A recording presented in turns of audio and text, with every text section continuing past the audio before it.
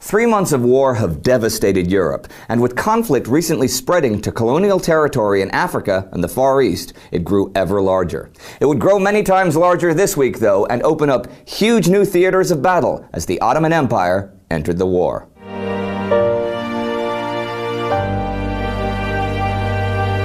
I'm Indy Nidell. Welcome to the Great War.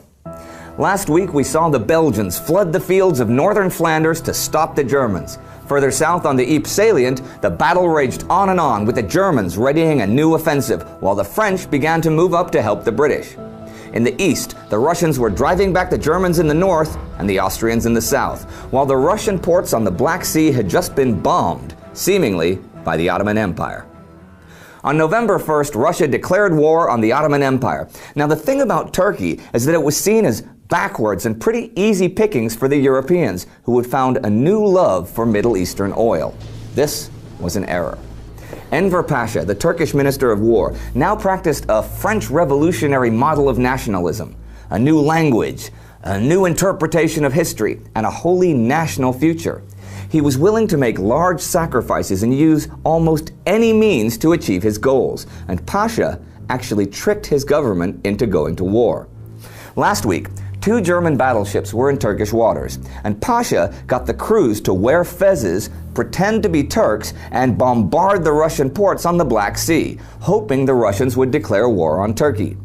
This worked, and 3 empires were now fighting against Russia. But if you look at them, the German Empire, the Austro-Hungarian Empire, and the Ottoman Empire, and their respective war agitators, Helmut von Moltke, Konrad von Hotzendorf, and Pasha, nothing worked out the way they had dreamed, and millions of their countrymen died as a direct result of their actions. The first actions taken against the Turks happened immediately. The Russians sent troops into eastern Turkey in what would become the Bergman Offensive. And on November 3rd, the British and French bombed the Dardanelles, though neither Britain nor France would declare war on the Ottomans for another couple of days.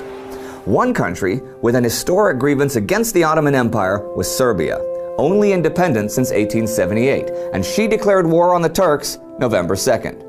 Now, Serbia was at the center of the beginning of the whole war back in July, though we hadn't heard much from her since she managed to drive the Austrian army from her land in September. But Austria-Hungary was about to try again. On November 6th, General Oskar Potiorek launched an offensive on 3 fronts with 500,000 troops against half that number of Serbs. Potiorek had failed disastrously earlier in the war, mainly through conceit and incompetence, and the confidence of his troops was low in spite of their numerical advantage, but off they went. It's really no surprise that the Austrian army was demoralized when you see what was going on the Russian front. After breaking out of the siege at the fortress of Przemyśl, the Austrians had mounted a big offensive against Russia, only to be driven back with terrible losses. In early November, they were once again pulling back from the River San to the fortress, with the Russians slowly tightening the noose. I say slowly, but that's a bit of a surprise at this point, actually. Both the Austrians and the Germans had been astonished by how well and especially how quickly the Russians had redeployed along the Vistula River the last 2 weeks of October to win the battles of Ivangorod and Warsaw. The Russian follow-up plan was pretty straightforward. Continue to drive toward Berlin with their new reinforcements from Siberia and Central Asia, and attack the Austrians further south between Krakow and Przemyśl. One problem with this attack, though, was railways. The Russians had been great at using the railways in central and southern Poland in late October, but there were few railways in western Poland. This was a deliberate defensive maneuver, but the Germans had destroyed what few there were while retreating. But in the end, it was mainly because of the unpreparedness of their rear that the Russians pursued their enemies too slowly, and as a result, the German armies managed to escape destruction, and by November 8th, the Russian advance was forced to halt, when the rear was 150 kilometers behind the front lines, which disrupted the supply of both food and ammunition. On the Western Front, there was nothing like 150 kilometers between anything. In fact, the distance between the two enemies was often less than 150 meters, and the fighting was fierce, and it would continue all week long. German Chief of Staff Falkenhayn began a new offensive along the line in Flanders. One of his main goals was Gelluveld, and on the morning of October 31st, the British were driven out of it, and there was suddenly a a real threat of a German breakthrough. But amazingly, British reinforcements managed to turn the tide in the afternoon and retake the town and secure the Menin Road. By the end of the day, it was plain that the German advance had been stopped and the feared breakthrough to the sea halted. The British spent that night digging in and fighting off German attacks, and the next day, the right flank of the British lines was taken over and strengthened by French troops. By the evening of November 3rd, much of the German High Command had abandoned their hopes of a breakthrough after suffering 17,500 casualties in 3 days. Interestingly enough, there were many German officers on the Western Front who believed that now would be a good time to reverse the Schlieffen Plan and instead focus on the Eastern Front, where a decisive victory might still be possible. But the Kaiser and Falkenhayn still believed in the Western victory, and on November 6th, the Kaiser himself came to the region to encourage his troops. While there, though, he made a blunder that left a bad impression on many of his soldiers by chatting amiably in English to British prisoners of war. Although the fighting on the Ypres salient would continue to mid-November, several of the battles of the race to the sea were ending this week. Along the line, the fighting was winding down at La Bassée, Messines, and Armentières, but all of these battles, all along the line, that had already claimed hundreds of thousands of casualties, were the real end of something big. They were the final battles of maneuvering along the Western Front until 1918. One arena of battle where there would be constant maneuvering throughout the war, though, was at sea. This week, the war at sea reached South America with the Battle of Coronel off the coast of Chile. Now, early on in the war, the German East Asia Squadron under Maximilian von Spee had abandoned its base at Tsingtao once the Japanese had joined the British.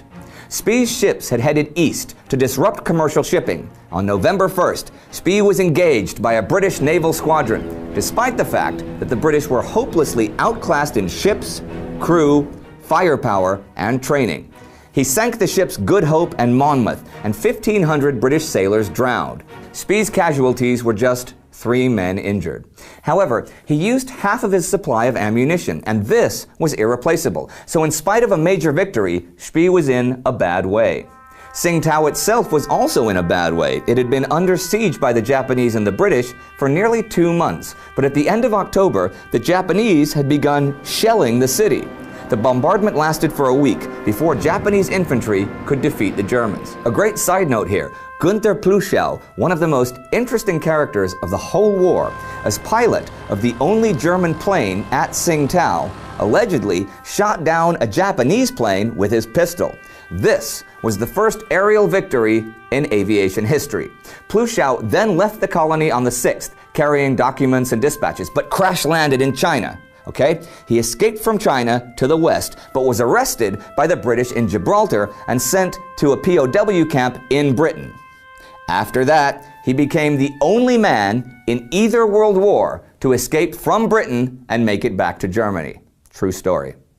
In Africa, this week saw the battles of Tanga and Kilimanjaro, which together were an offensive by British and Indian troops to take German East Africa. Both battles failed spectacularly, especially the larger one at Tanga, where the Germans were outnumbered as much as 8-1, but still won thanks to British incompetence and lack of training, and the brilliance of German General von Lettow-Vorbeck, who would lead the German troops in East Africa until the end of the war without ever suffering a defeat, in spite of always being outnumbered.